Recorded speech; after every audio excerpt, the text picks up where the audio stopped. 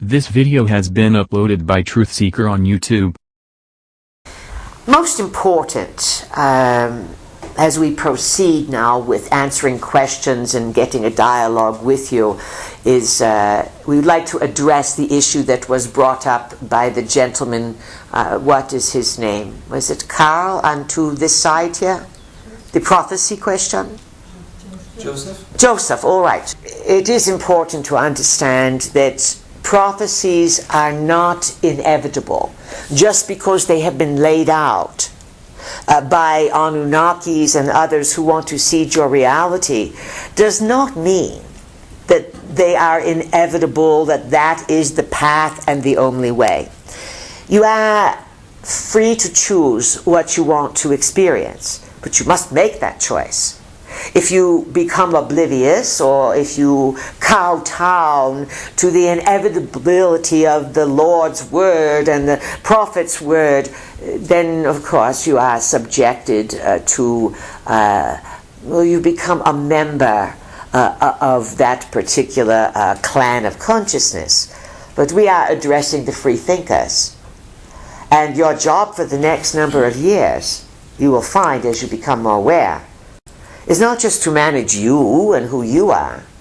You're going to hear things about what's happening in the world, about more war and proclamations. And people for the last few months have been saying, is this World War III? Have we started? It started. No, it hasn't.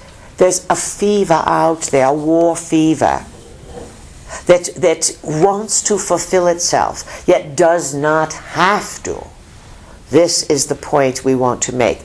Prophecies are like saying, hey, there's junk in the road up ahead, steer around it if you don't want to hit it. You understand this? Yes. Part of your job will be to cancel storms, to de-energize weather changes and earth changes. When you hear there's tornadoes in another part of the U.S., you may have to take a minute to send energy, speak to the tornadoes, calm them down, lift them up. You are going to be doing more work in managing reality, Saturn, and creating by intention, but without manipulating others to get what you want. This is the power of the mind. And you cannot use the mind to combat. You can use the mind to calm. And some of the weather elements are very upset. They are conscious beings as well, because they are being manipulated.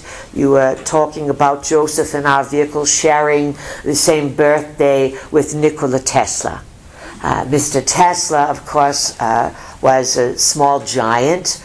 He stood at 6'6", a Serb, and then he would wear 12-inch high shoes to prevent him from getting electrocuted. And he always said that ETs gave him his info. People thought that was so outrageous. Well, now you know that the ETs, lots of them with different intentions and different kinds, can deliver all kinds of information, especially if they want electrical advancements, or if they want to shift the belief system, such as creating Marian apparitions. Now, our vehicle mentioned this, that there were some 20 or so Marian apparitions that were legitimate sightings from Medjugorje in Yugoslavia, which has now been torn apart, to Long Island, to Guadeloupe, a few places in France, etc. And of course, the reports were all paralleling certain messages and certain things that were happening. And at first it was said only the children could see this. And then there was weather changes, and the sun would move in the sky. And of course everyone fell to the knees. And Mary's main message, which was interesting, in the early years, was pray. Pray for peace. Prayer is the same word for intention. The Anunnaki say, pray to us. But this Mary, Ninmah perhaps, said pray. Pray for peace. It's the power of I'm going to have a zippity-doo-dah-day. There's no difference. And so we would say that these apparitions were sent at times to primitivos. We are not insulting you, but there's people who know very little. And they see something in the sky and they have to get down and worship it. This has been going on for hundreds of thousands of years. Ideally, if something manifests from the sky in front of any of you, you're not going to drop to your knees. Think about that.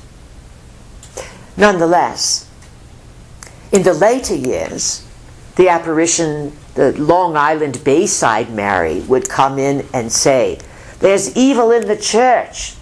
Leave the church. What kind of Mary is that? But you see, if you understand that this apparition, it is not really Mary, it is technology. It is technology, Anunnaki technology. Holograms. That sometimes had holes in them or they weren't quite all there. And the holograms were sent to stabilize people, control them. And you understand that if there are two warring sides to the Anunnakis, the warring families, they can both use the same technology to confuse and trick people. I'll get Mary to support my side. No, I'll get the Mary apparition to support my side. And the humans are totally confused. And then they end up worshipping a Coke can. You've heard that story, yes? A Coke bottle. They end up worshipping something and become in awe of something. This is just technologies. This is what you're up against, only it's going to be way bigger than Marian apparitions. It's going to be some big stuff, because there are those who want to fulfill some of these prophecies. And they will do what they can to confuse you and to keep you from figuring things out. Very important to remember that. This video has been uploaded by Truth Seeker on YouTube.